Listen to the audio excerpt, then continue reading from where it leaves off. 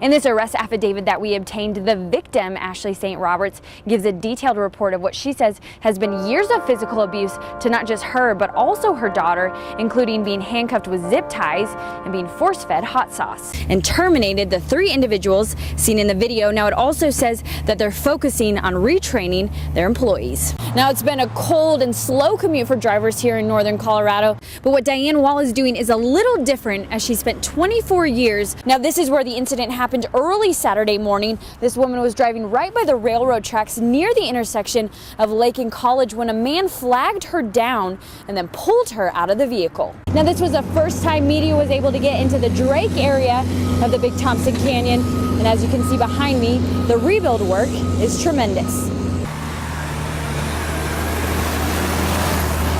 December 1st is D-Day. It is a good-sized project. If you compare it to just a normal 18-mile highway project, it's considerably larger because you have to rebuild everything. A 160-person crew is working 24/7 to get Highway 34 open. But we're very confident that we'll have a road open between Loveland and Estes Park that people can travel back and forth on by December 1st.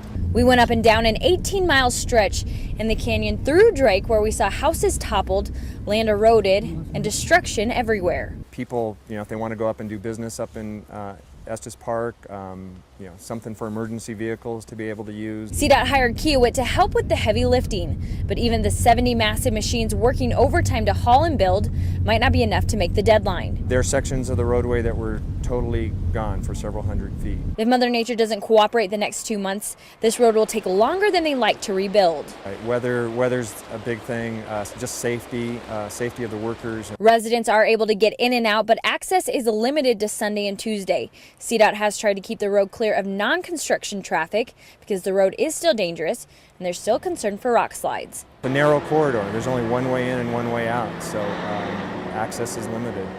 In Estes Park, Alex Ruiz, Northern Colorado 5. The rest of the results come back today, but initially it doesn't look like we were hoping it to be.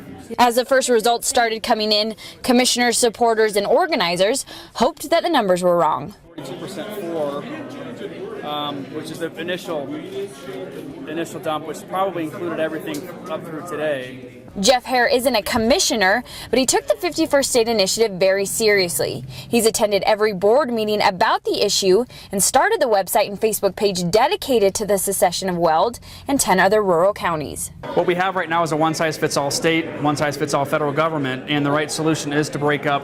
In Weld, the ballot measure read, should the Board of Commissioners, along with other counties, pursue becoming the 51st state of the United States of America? It was voted down 56% to 44%, and many were surprised by the margin of victory. Yeah, I would say a little disappointing. I mean, we've had the early results were Weld County, which is the most suburban area of all the 11 counties. A statement sent out by Weld commissioners early Wednesday morning said, the Board of County Commissioners respects the vote of Weld County residents. The people have spoken, and moving forward with the 51st state idea is not something that we will pursue. But they also added that the disconnect they feel hasn't gone away, and finding different avenues to make the rural voice heard is on the commissioner's agenda. What we're obviously frustrated with in Weld County is the state imposing its will upon us in our county and the other counties. Well, on all issues, mainly like the Second Amendment, our gun rights. It'd be fun to be in a new state and to live in it. The yes votes were Cheyenne, Kit Carson, Phillips, Washington, and Yuma County, but it's unclear where the secession movement will go, as Sean Conway and the other commissioners are stepping down. We're so early on in this process. I mean, we've been at this since the middle of June. Now, the commissioners did say that they counted last night as a win, as this issue has received national attention, and 2 other options they're looking at is requesting annexation into another state or pushing for a change in state representation, but it's still unclear as to the direction these counties will go. In Fort Collins, Alex Ruiz, Northern Colorado 5. And so here we sit on top of the hill by ourselves. I have customers that call, are you open? Yes, we're open, come on in. And they were getting stopped and turned around. All along Highway 34 up the Big Thompson Canyon, a road that normally has its pavement pounded with car after car driving up to see the many sights, is now a ghost town with no one visiting Estes Park or anyone stopping to visit the specialty shops. And now they're just lucky if they get a couple cars an hour. And I thank everybody for coming in and supporting us that has been able to come in here.